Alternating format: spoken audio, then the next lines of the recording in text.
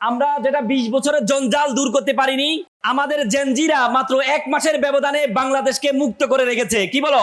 তোমাদের জেনজিদের প্রভাব not only in our country, জেনজিদের উদ্যোগ আমরা রিসেন্টলি নেপালে দেখেছি। কি বলো? ইন্দোনেশিয়াতে দেখেছি, শ্রীলঙ্কায় দেখেছি, সর্বশেষ ঢাকা বিশ্ববিদ্যালয় দেখেছি।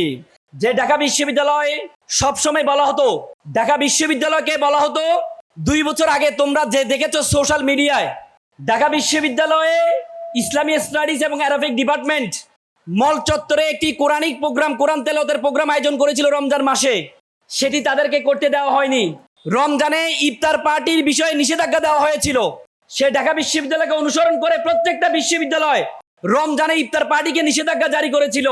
সেই ঢাকা বিশ্ববিদ্যালয়ে পুরাতন বস্তা পচা রাজনীতি, যেটি এতদিন পর্যন্ত 20 বছর যারা করেছে, যাদেরকে অনুসরণ করেছে, তাদেরকে পিছনে পেলে ইসলাম পন্থাকে তারা সর্বোচ্চ ভোট দিয়ে জয়লাভ করিয়েছে। তো সুতরাং এটা জেনজিদের সবচেয়ে বড় কন্ট্রিবিউশন। তোমরা জানো ঢাকা বিশ্ববিদ্যালয় সৃষ্টি হয়েছে, ঢাকা বিশ্ববিদ্যালয় যখন সৃষ্টি হচ্ছিল তখন যেহেতু 2 বাংলা আমরা একসাথে ছিলাম, এই বাংলার মুসলিম অধ্যুষিত ছিল, পশ্চিম বাংলা মুসলিম অধ্যুষিত ছিল না। তখনকার হিন্দু যারা বড় বড় নেতৃবৃন্দ ছিল তারা বলেছে যেহেতু কলকাতা একটা বিশ্ববিদ্যালয় আছে, তো সুতরাং ঢাকায় একটা বিশ্ববিদ্যালয়ের কোনো প্রয়োজন নেই। স্বয়ং রবীন্দ্রনাথ ঠাকুর এটা বিরোধিতা করেছিল। তখন শুধুমাত্র মুসলমানদের কল্যাণের জন্য ঢাকা বিশ্ববিদ্যালয় তৈরি করা হয়েছিল। যে জাহাঙ্গীরনগর বিশ্ববিদ্যালয়, সেটি ছিল মুসলিম জাহাঙ্গীরনগর বিশ্ববিদ্যালয়, সেটিও তৈরি হয়েছিল মুসলমানদের কল্যাণের জন্য। কিন্তু আমরা এত বছরে দেখেছি সেখানে ইসলামের কথা বলা যেত না। আমরা বিশ্ববিদ্যালয়ের ছাত্র ছিলাম, আমরা ইসলামের কথা বলতে পারতাম না, আমরা সরাসরি নামাজ পড়তে পারতাম না। নতুন বাংলাদেশে জেনজিরা দেখিয়ে দিয়েছে বাংলাদেশকে যদি সুন্দর রাখতে হয় তাহলে ধর্মীয় মূল্যবোধে যারা বিশ্বাসী তারা ছাড়া বাংলাদেশকে সুন্দর রাখা সম্ভব না। তারা তাদের ব্যালটের মাধ্যমে সেটি দেখিয়েছে। আমরা তোমাদেরকে কংগ্রেচুলেট জানাচ্ছি।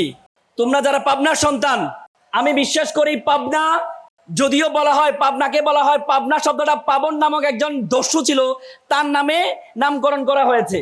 এবং বাংলাদেশের বিভিন্ন জেলা বলা হয় পাবনা নাকি পাগলের জেলা। তা আমি একটু চিন্তা করলাম যে পাবনা কেন দস্যু? পাবনা হচ্ছে দস্যু হচ্ছে তাদের জন্য যারা স্বৈর শাসক, তাদের জন্য পাবনা একটা দস্যু। দেশের জন্য, কল্যাণের জন্য তারা পাগল পাড়া, এই জন্য তাদেরকে পাগল বলা হয়। ব্রিটিশ বিরোধী আন্দোলনে প্রথম কৃষক বিদ্রোহ পাবনাতে হয়েছিল। প্রথম কৃষক বিদ্রোহ 52 ভাষা আন্দোলনে যখন উর্দুকে রাষ্ট্রভাষা বাংলা করা হয়, প্রথম হরতাল ডেকেছিল পাবনা জেলায় 1971 সালে 23শে মার্চ পাবনায় প্রথম স্বাধীন বাংলাদেশের পতাকা উত্তোলন করা হয়। জুলাইয়ের যে দ্বিতীয় স্বাধীনতা আমরা বলি, সেই স্বাধীনতায় আমরা দেখেছি 7 জন পাবনার কৃতি সন্তান জীবন দিয়েছে নতুন বাংলাদেশের জন্য। তার মধ্যে সাতিয়া এবং ভেড়া উপজেলা 3 জন আছে। এজন্য আমি ছোটবেলায় একটা কবিতা পড়েছিলাম যে নামের বড়াই করো না তো নাম দিয়ে কি হয়, নামের মাঝে পাবে না তো সকলের পরিচয়। আজকে পাবনা এসে আমার বলতে ইচ্ছে করছে যে নামের বড়াই করো তোমরা, নাম দিয়ে সব হয়, নামের মাঝে পাবা পাবনার পরিচয়। আমি প্রথমে অভিবাদন জানাই শহীদ মাওলানা নিজামী ফাউন্ডেশনকে, ফাউন্ডেশনের যিনি কর্ণধার ব্যারিস্টার নজিবুর রহমান মোমেন ভাইকে। চাইনিজরা একটা কথা বলে থাকেন, তুমি যদি 100 বছরের ফলাফল চাও তাহলে তুমি মাছ চাষ করো, তুমি যদি 1 বছরের ফলাফল চাও তাহলে তুমি মাছ চাষ করো, তুমি যদি 10 বছরের ফলাফল চাও তাহলে তুমি গাছ রোপণ করো, আর তুমি যদি 100 বছরের ফলাফল চাও তাহলে মানুষ চাষ করো। আজকে মানুষ চাষ করার জন্য, মানুষদেরকে, মেধাবীদেরকে ক্যারিয়ার গাইডলাইন দেওয়ার জন্য যে চমৎকার আয়োজন করেছে ব্যারিস্টার নজিবুর রহমান মোমেন ভাইয়ের জন্য আমরা একটা করতালি দিতে যাচ্ছি। আমরা গত 20 বছর দেখেছি বাংলাদেশের রাজনীতি করে কারা? 3rd ক্লাস ব্যক্তিরা বাংলাদেশের রাজনীতি করে। নতুন বাংলাদেশে আমরা দেখতে পাচ্ছি বাইরে থেকে মেধাবীরা আমাদের দেশে আসছে রাজনীতি করার জন্য। তোমরা জানো একজন সংসদ সদস্যের মূল কাজ হচ্ছে আইন প্রণয়ন করা। যিনি আইন প্রণয়ন করতে পারেন তিনি হচ্ছে শ্রেষ্ঠ সংসদ সদস্য হতে পারে। ব্যারিস্টার নজিবুর রহমান ভাই তিনি বিলেত থেকে, আমরা যেটাকে বিলেত বলছি, বিলেত থেকে পড়াশোনা করে আসছেন। তোমরা জানো Bangla, if you look to the history of the world politics, পৃথিবীর ইতিহাস দিয়ে যদি তুমি তাকাও, মহাত্মা গান্ধী ভারতীয় উপমহাদেশ তিনি একজন আইনজীবী ছিলেন, নেলসন ম্যান্ডেলা তিনি একজন আইনজীবী ছিলেন, বারাক ওবামা তিনি একজন আইনজীবী ছিলেন। সুতরাং আইনজীবী যদি পলিটিশিয়ান হয়, আইনজীবী যদি একটি এলাকার এমপি হয়, তাহলে সেই এলাকাটা সবচেয়ে চমৎকার হয়। তা আমি মনে করি বেস্টার নাজিবুর রহমান মোমেন ভাই এই এলাকায় বিলেত ছেড়ে, বিলেতের আনন্দ ছেড়ে এই এলাকায় আসছেন। উনার বাবা দুইবারের এমপি ছিলেন, উনার বাবা একজন মন্ত্রী ছিলেন, কৃষিমন্ত্রী ছিলেন, শিল্পমন্ত্রী ছিলেন। তো সুতরাং পাবনা জেলার জন্য, সাতিয়া এবং বেড়া উপজেলার জন্য একজন যোগ্য ব্যক্তি। কি মনে করো তোমরা? তোমরা এখানে যারা আছো, আমি তোমাদেরকে কংগ্রেচুলেট জানাচ্ছি যে আমরা দেখতে পাই আমাদের গ্রামগঞ্জের মধ্যে পড়াশোনার হারটা খুবই কম। কিন্তু আমি নাজিব ভাইয়ের সাথে যখন কথা বললাম, নাজিব ভাই বললো 3 থেকে 3,500 আয়োজন করেছে। কিন্তু উনি অবাক হয়ে গেছেন, প্রায় 6,000 শিক্ষার্থী এই প্রোগ্রামে জয়েন করেছে। তার মানে তোমাদের যেই শিক্ষার প্রতি তোমাদের যে অনুরাগ, এই জন্য তোমাদেরকে রেসপেক্ট জানাই। But you must mind it, তোমরা যারা এখানে ক্লাস 10-এ পড়ো, ইন্টারে পড়ো, you must mind it, this is the beginning. You must mind it, this is the beginning, this is the very very beginning of your journey. তোমাদের জীবন মাত্র শুরু হয়েছে। You have to compete not only in Pabna city, you have to compete all over the country, you have to compete all over the world, you have to truly think you are global citizen. পৃথিবীটা একটা বিশ্বগ্রামে পরিণত হয়েছে। এই বিশ্বগ্রামের মধ্যে তুমি যদি মনে করো এই পাবনা জেলার মধ্যে তুমি কম্পিটিশন করবা, তাহলে তুমি ভুল করবা। You have to think beyond Bangladeshi border. তোমাকে বাংলাদেশের বর্ডারের বাইরে চিন্তা করতে হবে। সেই বর্ডারের বাইরে চিন্তা করার আগে তোমাকে তোমার সম্বন্ধে জানতে হবে। উপমহাদেশের সেরা কবি কবি ফরিদউদ্দিন বলেছিলেন, উনসু মাতলু বেজা হাত দারগাহা হার তুরিগু বাজে গো খুদনিশা। তিনি বলছেন পৃথিবী যাকে খুঁজে বেড়াচ্ছে তুমি সেই ব্যক্তি, তুমি তোমাকে খুঁজে বের করো। তুমি যদি তোমাকে খুঁজে না বের করতে পারো, তাহলে তুমি কখনো এই পৃথিবীতে কম্পিটিশন করতে পারবে না।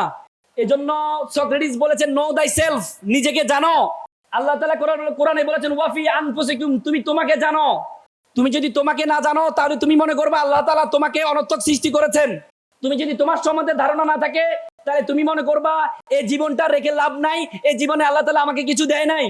আল্লাহ তাআলা কোরআনে বলেছে, ওয়ামা খালাকনাস সামা ওয়াল আরদা, আমি আসমান এবং জমিনে যা কিছু সৃষ্টি করেছি, ওয়ামা বাইনাহুমা বাতিলান, কোনো কিছু আমি অনর্থক সৃষ্টি করিনি।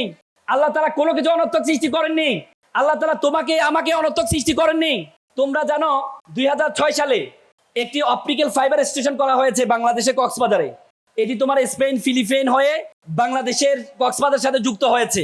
একটা তার, অপটিক্যাল ফাইবার কেবল একটা তার, এর তারের দূরত্ব হচ্ছে মাত্র 17,000 কিলোমিটার। এই 17,000 কিলোমিটার একটা তারের মাধ্যমে আজকে পুরো পৃথিবীটা আমাদের হাতের মুঠে চলে আসছে। আজকে পাবনার সাতিয়া সরকারি কলেজে আমরা কি করছি, আমেরিকা থেকে বসে তারা দেখতে পাচ্ছে। আজকে আমেরিকা কি করছে, আমরা আমেরিকা এখানে বসে আমরা দেখতে পাচ্ছি, শুধুমাত্র অপটিক্যাল ফাইবার স্টেশনের কারণে, একটি তারের কারণে।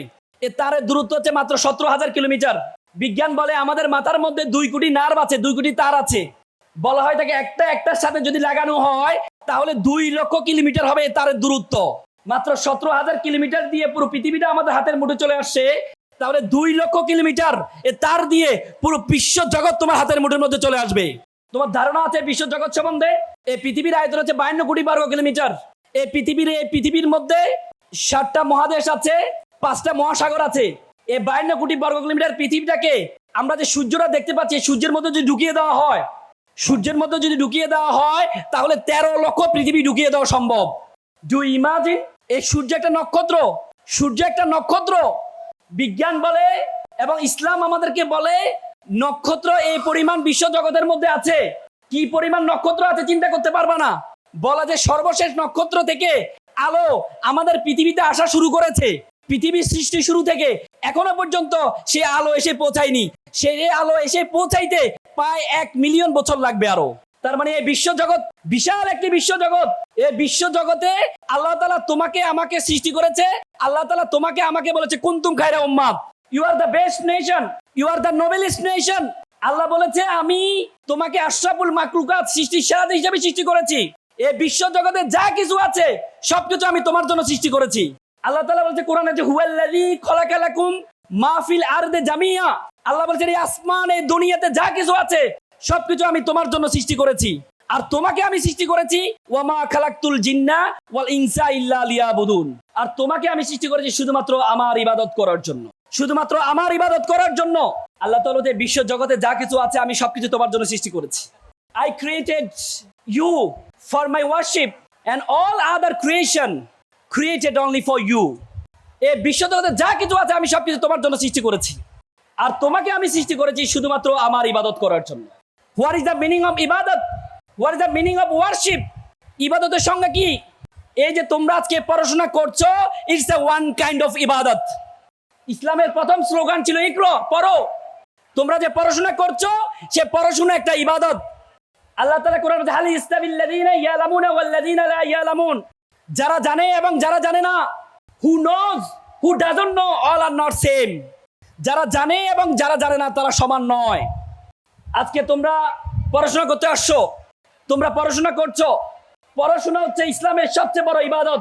তুমি যদি পড়াশোনা করো, আল্লাহ তাআলা কোরআনের প্রথম আয়াত, আল্লাহ রাসূলকে প্রথম যে উপদেশটি দিয়েছে সেটা দিয়ে ইকরা বিসমি রাব্বিকাল্লাযী খলাক, পড়ো তোমার প্রভুর নামে। আল্লাহ তাআলা এখানে প্রথমে ধর্মীয় নলেজের কথা বলেছেন, আল্লাহ তাআলা এখানে রিলিজিয়াস নলেজের কথা বলেছেন। খলাকাল ইনসানা মিন আলাক, তোমাকে আমি জমাট বাঁধা রক্ত থেকে সৃষ্টি করেছি। আল্লাহ তাআলা এখানে জীববিজ্ঞান শিখিয়েছেন। আল্লাহ তাআলা প্রথমে তোমাকে কোরআনিক নলেজ অর্জন করতে বলেছেন, পরবর্তীতে সাথে সাথে তোমাকে জাগতিক নলেজ অর্জন করতে বলেছেন। একটু আগে আমি সক্রেটিসের কথা বললাম। সক্রেটিস নো দাই সেলফ বলেছেন। তুমি যদি বেশি পড়াশোনা করো, মানুষের জন্য কাজ করতে যাও, যেটা আমরা বাংলাদেশে দেখতে পাই, যারা মানুষের কল্যাণে কাজ করে তাদেরকে বাংলাদেশে ফাঁসিতে ঝুলানো হয়, দেখেছি কিনা আমরা। কিন্তু আমি অবাক হয়ে যাই, সক্রেটিস এটা শুধু আমাদের বাংলাদেশের মধ্যে সীমাবদ্ধ নয়। তোমরা সক্রেটিস, যিনি গ্রিকের একজন সেরা দার্শনিক বলা হয়, প্রথম দার্শনিক, যে সক্রেটিসের স্টুডেন্ট ছিল প্লেটো, প্লেটোর স্টুডেন্ট ছিল এরিস্টটল, এরিস্টটল স্টুডেন্ট ছিল আলেকজান্ডার দ্য গ্রেট। সেই সক্রেটিসকে শুধুমাত্র গ্রেপ্তার করা হয়েছে, তাকে মৃত্যুদণ্ড দেওয়া হয়েছিল দুটি অভিযোগে। প্রথম অভিযোগ ছিল তিনি যুবকদেরকে ভিন্ন পথে ধাবিত করছেন। দ্বিতীয় অভিযোগ ছিল ওনার বিরুদ্ধে উনি নাকি ধর্মীয় অবমাননা করছেন। এই দুইটা অভিযোগে ওনাকে গ্রেপ্তার করা হয়। পরবর্তীতে ওনাকে যখন মৃত্যুদণ্ড দেওয়া হবে তার আগে বলা হয় আপনি আত্মপক্ষের সমর্থন নেন, আপনি ক্ষমা চান। সক্রেটিস বলেছে আমি ক্ষমা চাইবো না, যেখানে মেধা নাই আমি সেখানে থাকবো না, আমি অপর পারে চলে যাব, সেখানে মেধাবীরা আছে, সেখানে জ্ঞান অন্বেষী মানুষ আছে, আমি তাদের সাথে মিলিত হব, আমি কারো কাছে ক্ষমা চাইবো না। সেই লেখাগুলো লিখেছে প্লেটো, তার ছাত্র অ্যাপোলজি, তার একটা বই আছে, সেই বইতে লিখেছে। আমি অবাক হয়ে গেলাম, সেই সক্রেটিস আর এই বর্তমানে মাওলানা মতিউর রহমান নিজামী কোনো পার্থক্য নাই। মাওলানা মতিউর রহমান নিজামীকে প্রথম গ্রেপ্তার করা হয় কিসের জন্য জানো তোমরা? ধর্মীয় অবমাননা করার কারণে। যিনি আজীবন জীবনটা ধর্ম নিয়ে কাটিয়ে দিয়েছেন, যিনি মানুষকে কোরআন হাদিস শিক্ষার জন্য জীবন কাটিয়ে দিয়েছেন, তাকে গ্রেপ্তার করা হয়েছে ধর্মীয় অবমাননার কারণে। যেভাবে সক্রেটিসকে গ্রেপ্তার করা হয়েছিল তাদের যে দেবতা আছে, দেবতাদের বিরুদ্ধে নাকি কথা বলার কারণে তাকে গ্রেপ্তার করা হয়েছিল। মাওলানা নিজামী, আমি একজন আইনজীবী হিসেবে বলছি, মাওলানা নিজামী সাহেব তোমাদের এলাকার একজন গর্ব। তিনি ঢাকা বিশ্ববিদ্যালয়ের মেধাবী ছাত্র ছিলেন। ওনার বিরুদ্ধে যে অভিযোগগুলো আনা হয়েছে, আমি সংক্ষেপে এটা বলার চেষ্টা করছি একজন আইনজীবী হিসেবে, সেটা আমার বলা দরকার। আমি মনে করছি শুধু সক্রেটিস নয়, গ্যালিলিওকে তোমরা জানো, সক্রেটিসকে হ্যামলক বিষ পান করিয়ে তাকে হত্যা করা হয়েছে, এবং গ্যালিলিওকে সেম ধর্মীয় অবমাননা করার কারণে তাকে গ্রেপ্তার করা হয়, পরে তাকে মারা হয়েছে। গ্যালিলিও বলেছিলেন যে গ্যালিলিও তখন বলেছিলেন যে সূর্যের চারপাশে পৃথিবী ঘুরে, কিন্তু ওল্ড টেস্টামেন্ট যারা ওল্ড টেস্টামেন্টে বিশ্বাসী ক্যাথলিক জাজস, তারা বলেছেন না, সূর্য পৃথিবীর চারপাশে ঘুরে। কিন্তু গ্যালিলিও প্রথম বলেছিলেন না, কারণ কোরআনে বলেছেন প্রত্যেকটা জিনিস, সূরা মায়েদা বলেছেন যে প্রত্যেকটা জিনিস নিজস্ব কক্ষপথে ঘুরে। গ্যালিলি বলেছিলেন যে সূর্যর পাশে পৃথিবী ঘুরে। সেটা বলার কারণে নাকি ধর্মীয় অবমাননা হয়েছে, পরবর্তীতে গ্যালিলিওকে গ্রেপ্তার করা হয়েছে। এভাবে মাওলানা মতিউর রহমান নিজামীকেও সেভাবে করা হয়েছে। ওনার বিরুদ্ধে যে অভিযোগ আনা হয়েছে, তোমরা অবাক হয়ে যাবা। তোমরা নতুন প্রজন্ম, তোমাদের জানা উচিত, তোমরা জেনজি, তোমাদের জানা উচিত, তোমরা সত্যকে সত্য বলবা, মিথ্যাকে মিথ্যা বলবা, তোমরা কালোকে কালো বলবা, সাদাকে সাদা বলবা। মতিউর রহমান নিজামী সাহেবের বিরুদ্ধে যে অভিযোগ আনা হয়েছে, 1972 সালে একটা দালাল আইন করা হয়েছিল। 1972 সে দালাল আইন, যে দালাল আইনটি করা হয়েছিল, সে দালাল আইনে 195 জন যুদ্ধ অপরাধী ছিল। সে প্রথমে 195 জন যুদ্ধ অপরাধীকে সিমলা চুক্তি, দিল্লি চুক্তির মাধ্যমে পাকিস্তানে হস্তান্তর করা হয়। পরবর্তীতে 1972 সালে একটা দালাল আইন করা হয়। দালাল আইনে 2884টি মামলা হয়েছে।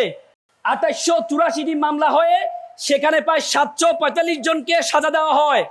পরবর্তী 1975 সালে সে 775 জনকে বঙ্গবন্ধু শেখ মুজিবুর রহমান তাদেরকে ক্ষমা করে দেয় যে 2884 যে মামলা হয়েছে একটা মামলার মধ্যে মাওলানা মতিউর রহমান নিজামীর নাম ছিল না। ওনারা যখন ওনার বিরুদ্ধে কোনো এলিগেশন পাচ্ছেন না তখন বলেছে সুপিরিয়র রেসপন্সিবিলিটি। উনি 1971 সালে ইউনাইটেড পাকিস্তানের একটি ছাত্র সংগঠন ছিল জমিয়ত তোলাবা, সেটার প্রেসিডেন্ট ছিলেন। তোমরা জানো শেখ মুজিবুর রহমান 1948 সালে একটি দল গঠন করেন, সেটি যে পাকিস্তান মুসলিম ছাত্রলীগ, সেটিও ইউনাইটেড ছিলেন পুরো পাকিস্তানে। যেহেতু তখন একটা দেশ ছিল, মাওলানা নিজামী সাহেব সেইটি ছাত্র সংগঠনের প্রধান ছিলেন। ওনাকে বলা আছে যেহেতু উনি প্রধান ছিলেন এজন্য সুপিরিয়র রেসপন্সিবিলিটি হিসেবে ওনার দায়িত্ব বর্তায়, এজন্য উনি নাকি বুদ্ধিজীবীদেরকে হত্যা করেছেন। অর্থাৎ ডকুমেন্টারি প্রমাণিত কোর্টে সাবমিট করা হয়েছে 1971 সালের সেপ্টেম্বর পর্যন্ত উনি জমিয়ত তোলাবের প্রধান ছিলেন। তাহলে বুদ্ধিজীবী হত্যা হয়েছে 10 ডিসেম্বর। তাহলে সুপিরিয়র রেসপন্সিবিলিটি কিভাবে ওনার উপর বর্তায়? যে দুইজন সাক্ষী দিয়েছেন বুদ্ধিজীবীর মধ্যে একজন ছিল তার ওয়াইফ 1972 সালে একটা মামলা করেছিলেন। সেই মামলায় মাওলানা নিজামীর নাম ছিলেন না। উনি একটা বই লিখেছেন, যে বইও মাওলানা নিজামীর নাম ছিলেন না। কিন্তু পরবর্তীতে শুধুমাত্র যখন একটা অবস্থা ভালো তৈরি হয়েছে, শুধুমাত্র তাকে রাজনীতি থেকে মাইনাস করার জন্য পরবর্তীতে নতুন করে বুদ্ধিজীবীর হত্যার একটা মিথ্যা প্রোপাগান্ডা দিয়ে তাকে ফাঁসিতে ঝুলানো হয়েছে। তো সুতরাং এটার ইতিহাস আমরা গ্যালিলিওকে দেখেছি, সক্রেটিসকে দেখেছি। মাওলানা নিজামী যখন তাকে ফাঁসির কাছে নেওয়া হয় তখন ওনাকে বলা হয়েছিল যে দোষ স্বীকার করার জন্য। তিনি বলেছেন আমি কোনো ভুল করি নাই, আমি কার কাছে দোষ স্বীকার করব? আমি ভুল করি নাই, আমি কারো কাছে দোষ স্বীকার করব না। মাওলানা নিজামী তার ছেলেদেরকে বলেছে তোমরা ধৈর্য ধরো, মৃত্যুর ফয়সালা দুনিয়াতে হয় না, মৃত্যুর ফয়সালা আসমানে হয়। সেই মাওলানা মতিউর রহমান নিজামী এ দেশকে সুন্দর করার জন্য তার তাজা রক্তটুকু বিলীন করেছে। আজকে পাবনার তোমরা যারা জেনজি আছো, তোমরা ম্যাচিউরড। যার ওয়াইফ একটা বই লিখেছেন, যে বইয়ে মাওলানা নিজামীর নাম লিখে নাই, যার ওয়াইফ মামলা করেছে সেই মাওলানা নিজামীর নাম নেই। যুদ্ধ অপরাধী 30,000 যুদ্ধ অপরাধীর তালিকার মধ্যে মাওলানা নিজামীর নাম ছিল না। 35-40 বছর পরে উদ্ভব হলো তার বিরুদ্ধে যুদ্ধ অপরাধী এবং মানবতা বিরোধী অপরাধের মামলা দেওয়া হলো। তো সুতরাং তোমরা যারা জেনজি আছো তোমাদেরকে জানা উচিত। তোমাদেরকে জেনজিকে আমি 3টি পরামর্শ দিয়ে আমার কথা শেষ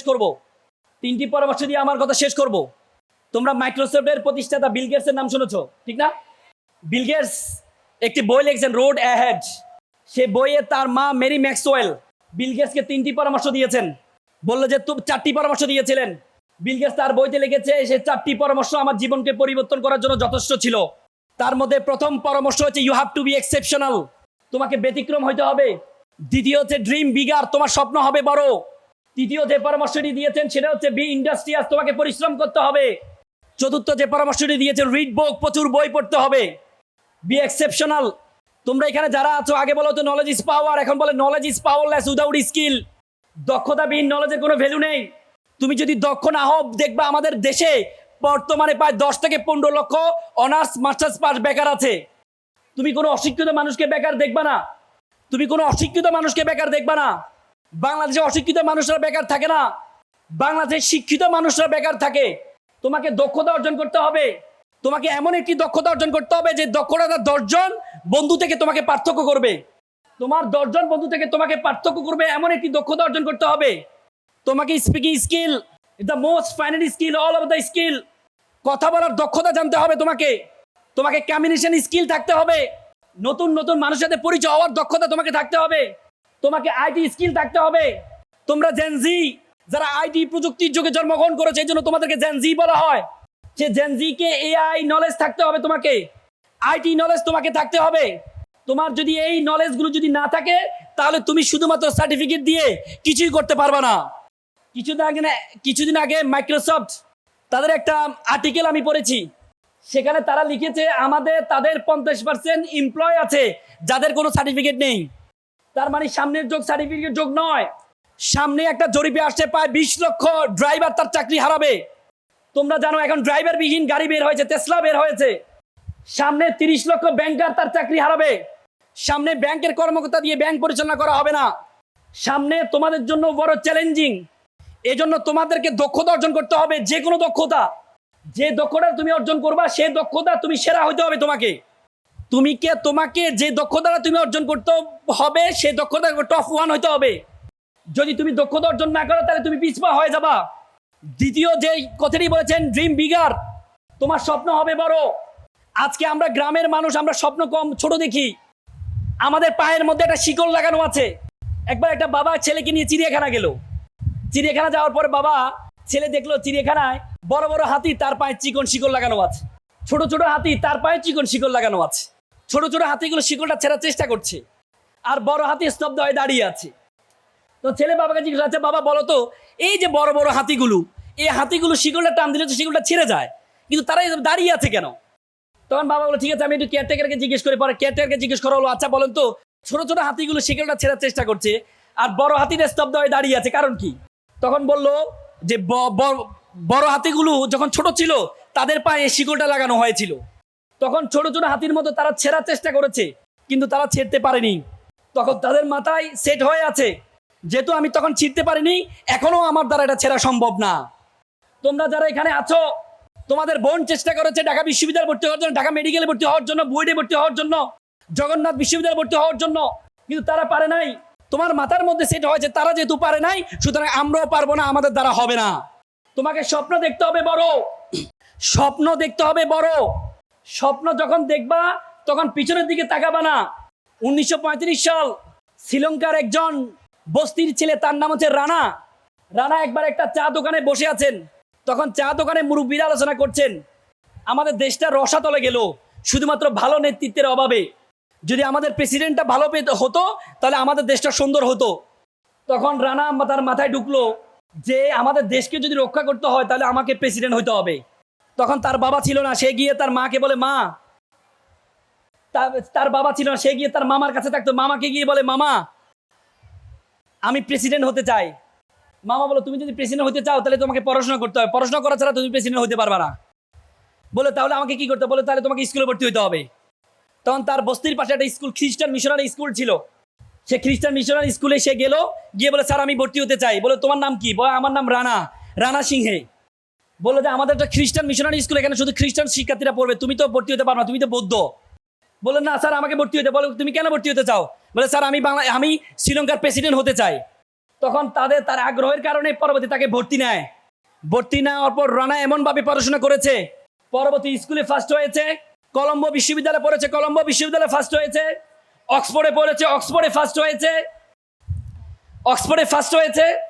পরবর্তীতে সেই অক্সফোর্ড থেকে পড়াশোনা শেষ করে এসে শ্রীলঙ্কার প্রেসিডেন্ট হয়েছে, third president of Sri Lanka, Ranasinghe প্রেমাদাসার কথা বলছি। সে রানা সিংহে প্রেমাদাসা, সে বড় স্বপ্ন দেখেছে একটা বস্তিতে থেকে। তাহলে তুমি পাবনার মতো এত সুন্দর জেলাতে থেকে তুমি কেন বড় স্বপ্ন দেখবে না?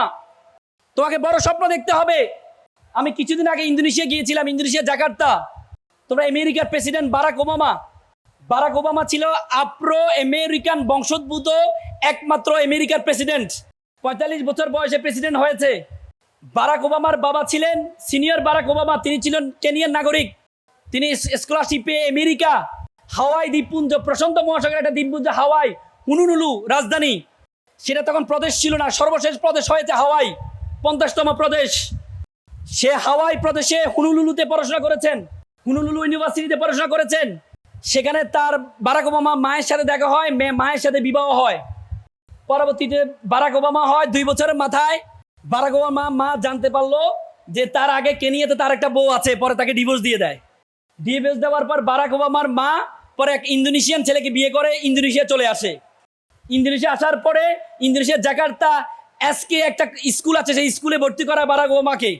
প্রথম দিন স্কুলের শিক্ষক বলল, তোমরা তোমাদের স্বপ্নটা লেখো, সবচেয়ে বড় স্বপ্নটা লিখো। কারণ মানুষ তার স্বপ্নের আয়তন যত বড়, মানুষের স্বপ্ন তত বড়, তুমি স্বপ্নটা লিখো। বারাক ওবামা তার স্কুলের ম্যাডামকে জিজ্ঞেস করলেন, ম্যাডাম পৃথিবীর সবচেয়ে ক্ষমতাবান ব্যক্তি কে বর্তমানে? তিনি বলে, পৃথিবীর সবচেয়ে ক্ষমতাবান ব্যক্তি হচ্ছে আমেরিকার প্রেসিডেন্ট। তখন সে লেখলে, I want to be a president of America, আমি আমেরিকার প্রেসিডেন্ট হতে চাই। পরবর্তীতে আমেরিকার প্রেসিডেন্ট হওয়ার জন্য সে যা কিছু ছিল প্রত্যেকটি কাজ করেছে।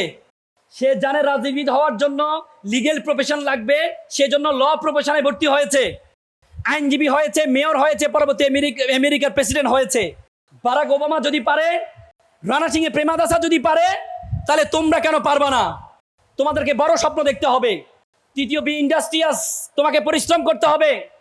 ও মনে রাখবা, পরিশ্রম, তার পরিশ্রমকে কখনো খালি হাতে ফেরায় না। একবার একজন বৃদ্ধ মহিলা একটা কলস নিয়ে যাচ্ছে, পানি থেকে পানি নিয়ে তার তার যে শাড়ির যে আঁচল দিয়ে পানিটাকে মুড়িয়ে নিয়ে যাচ্ছে। একটা ছেলে ভাবছে, ইস, আমি যদি এই কলসের মতো হতে পারতাম, তাহলে আমাকে কোলে নিত, তারপরে আমাকে এভাবে আঁচল দিয়ে আমাকে ঘুরিয়ে রাখতো। তখন সেই পাতিল বলে, সে কলস বলে, আমি তো একটা মাটির দলা ছিলাম, আমাকে মাটির দলাকে আমাকে চিবিয়ে, আমাকে আগুনে ফেলে, আমাকে অবয়ব দিয়ে আমাকে কলস বানানো হয়েছে, আমাকে আগুনে রাখা হয়েছে, আগুন থেকে উঠিয়ে আমাকে 30 দিন রোদে রাখা হয়েছে, রোদে রাখার পর তারপরে আমাকে বাজারে নেওয়া হয়েছে, বাজারে নেওয়ার পরে যিনি আমাকে কিনতে গিয়েছেন তিনি টকটক করে আমাকে দেখেছেন আমি মজবুত কিনা। যখন মজবুত হয়েছে তখন এনে আমাকে আজকে সম্মানিত করা হচ্ছে। তো সুতরাং তুমি যদি তোমাকে নিজেকে না জ্বালাও, নিজেকে না পড়াও, তাহলে তুমি কখনো সম্মানিত হতে পারবা না। আমরা সবসময় বলি যে আত্মাকদিরুল লা ইয়ারুদু, তকদির কখনো পরিবর্তন হয় না। আমরা শুধু হাদিসটা পড়ি, কিন্তু আল্লাহ রাসূল বলেছেন মান জাদ্দা ওয়াজাদা, মানুষ যা চাইবে সে তা পাইবে। তুমি যতটুকু চাইবা ততটুকু পারবা। আল্লাহ তাআলা কোরআনে বলেছে ওয়ালাইসা লিল ইনসানু ইল্লা মা সা, মানুষ ততটুকুই পাবে যতটুকু সে চায়। তো সুতরাং তুমি তোমার চাওয়ারটা সর্বোচ্চ করতে হবে, নিজেকে পাতিলের মতো পোড়াইতে হবে, নিজেকে কষ্ট দিতে হবে। সেটা যদি দিতে পারো তাহলে তুমি সেভাবে সম্মানিত হবা। সর্বশেষ যেটি বলেছেন সেটি হচ্ছে রিড বুক, বই পড়তে হবে, বই পড়তে হবে। উপমহাদেশের সেরা কবি, আমরা এখন বর্তমানে বই পড়ি কিন্তু ফেসবুক পড়ি, বই পড়ি না, ঠিক কিনা? ফেসবুকের লোগোটা দেখছো এভাবে মাথা নিচে, যারা শুধু ফেসবুক এখন পড়বা তোমাদের মাথার নিচে থাকবে, কখনো উপরে উঠবে না। এই জন্য ফেসবুকে পড়া যাবে না, তোমাকে বই পড়তে হবে। আমি আর কথা বাড়াবো না। আমার মনে আছে আমি 2014 সালে ভারতের মধ্যপ্রদেশ, ইন্দোরে, মধ্যপ্রদেশের রাতে ইন্দোরে গিয়েছিলাম একটা সাউথ এশিয়ান ডিবেট কম্পিটিশন অংশগ্রহণ করার জন্য। আসার পথে একটি মুম্বাইতে আমাদের ট্রানজিট ছিল, মুম্বাইতে একটা চিড়িয়াখানা দেখতে পেলাম, ডারউইন চিড়িয়াখানা। সেই চিড়িয়াখানার মধ্যে দেখাচ্ছে কিভাবে পাথর দিয়ে কিভাবে বানর ধরা হয়, সেই প্রক্রিয়া দেখাচ্ছে। দেখলাম একটা খাঁচার মধ্যে একটা ছোট ছিদ্র রাখা হয়েছে, ভিতরে কিছু বাদাম রাখা হয়েছে। বানর আবার বাদাম খুব পছন্দ করে, কলা খুব পছন্দ করে। সে কলা এবং বাদামটা নেওয়ার জন্য ভিতরে হাতটা দেয়, হাতটা সে বের করতে পারে না। কারণ কি, তার হাতে বাদামটা নেওয়ার কারণে হাতটা বড় হয়ে যায়। সে চাইলে এখান থেকে বের হতে পারে কিভাবে, বাদামটা ছেড়ে দিলে, কিন্তু সে বাদামের লালসা ছাড়ে না। তোমাদের জীবনে অনেক বাদাম আছে। আড্ডা is the one kinds of বাদাম, Facebook is the one kinds of বাদাম, gaming is the one kinds of বাদাম। বাদামের লালসা যদি তোমরা না ছাড়তে পারো তাহলে তোমরা বানরের মতো খাঁচার মধ্যে বন্দী হয়ে যাবা। এপিজ আবুল কালাম বলেছে প্রজাপতির পিছনে ঘুরিও না, ফুলের চাষ করো, প্রজাপতি তোমার পিছনে ঘুরবে। তো সুতরাং সে ফুলের চাষ করো।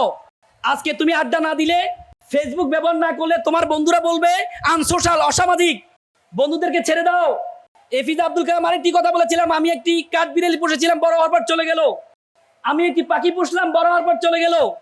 পরবর্তী আমি একটা গাছ রোপণ করলাম, দেখি পাখি এবং কাঠবিড়ালি দুটি আবার ফিরে আসছে।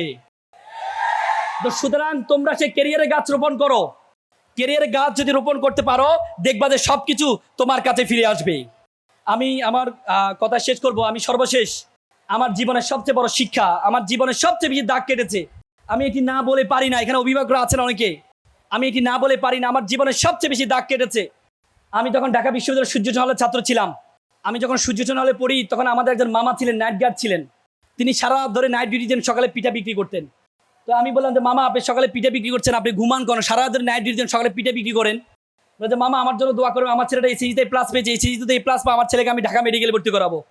এখানে ঢাকা মেডিকেল দেখতে পাই, আমার খুব স্বপ্ন আমার ছেলে ঢাকা মেডিকেলে পড়বে। তা আমি বললাম মামা, ছেলেকে ধর্মকর্ম শিখান্ত। বলে যে মামা আমার ছেলে ভালো ছেলে, আসলে সময় পায় না, এমনি আমার ছেলে খুব ভালো ছেলে। আমি বললাম তারপরে মামা ছেলেকে একটু ধর্মকর্ম শিখাবেন। কিছুদিন যাওয়ার পরে দেখি একজন মামা দুপুরে ফল বিক্রি করছে। তা আমি বললাম মামা সারা ধরে নাইট ডিউটি দেন, সকালে পিঠা বিক্রি করছেন, দুপুরে ফল বিক্রি করতে হবে, ঘুমানটা কখন? মামা আমার জন্য তখন আমার ছেলেটা এসএসসিতে প্লাস পেয়েছে, তাকে মেডিকেলে ভর্তি করতে, কোচিং ভর্তি করতে হবে, 30,000 টাকা লাগবে। এই জন্য আমি এটা কষ্ট করছি। আমার ছেলে মেডিকেল ট্রান্সফার, আমি চাকরিই ছেড়ে দেবো, রাতে ঘুমাইতে পারি না। তো পরবর্তীতে আমি তাকে নিয়ে রেটিনে ভর্তি করাই দিলাম, ছাড়ের ব্যবস্থা করে দিলাম। কিছুদিন যাওয়ার পর মামা আমার মিষ্টি নিয়ে আসলো। কি উদ্ভেলিত, কি উদ্ভাসিত, কি আনন্দিত! সন্তানের আনন্দে মা বাবা এত আনন্দিত হতে পারে আমি কখনো দেখি নাই। কিছুদিন যাওয়ার পর একদিন আমি রাত 12টায় আমি হল থেকে বেরোচ্ছিলাম, একটু মঠ চত্বরে যাবো, একটু ব্যায়াম করব। দেখি যে মামা কান্না করছে। আমি বললাম মামা আপনি কান্না করছেন? কথা বলে না। আমি বললাম, মামা আপনি কান্না করছেন? বলছে, মামা আমাকে ক্ষমা করবেন। আমি বললাম, মামা কি হয়েছে? কারণ জানেন মামা, আমার ছেলেটা ইয়াবা আসক্ত। আমার ছেলেটা ইয়াবা আসক্ত।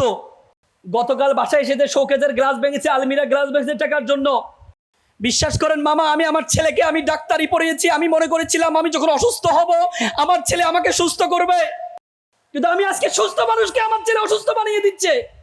এমন অসভ্য ছেলে আমি চাইনি, এমন বর্বর ছেলে আমি চাইনি। আমার ভাইয়ের ছেলে দিনমজুর, সারাদিন রিক্সা চালিয়ে এসে একসাথে মা বাবার সাথে খাওয়া দাওয়া করে।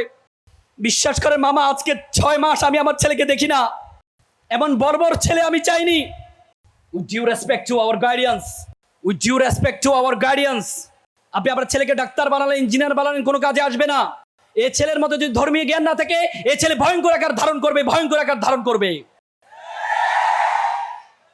ধর্ম আপনাকে শিক্ষা দেয়, ওয়াকফিদ লাহুমা জানাউজ্জুলে মিনার রহমা ওয়াকুল রব্বির হামহুমা কামা রব্বায়ানি সগীরা। হে আল্লাহ, তুমি আমার মা বাবাকে সেভাবে লালন পালন করো যেভাবে আমার মা বাবা আমাকে লালন পালন করেছে। ধর্ম আপনাকে শিক্ষা দেয়, ওয়ালা তাকুল্লাহুমা উফি ওয়ালা তানহারহুমা ওয়াকুল্লাহুমা কাউলান কারীমা। মা বাবার সাথে উফ শব্দটি পর্যন্ত ব্যবহার করো না।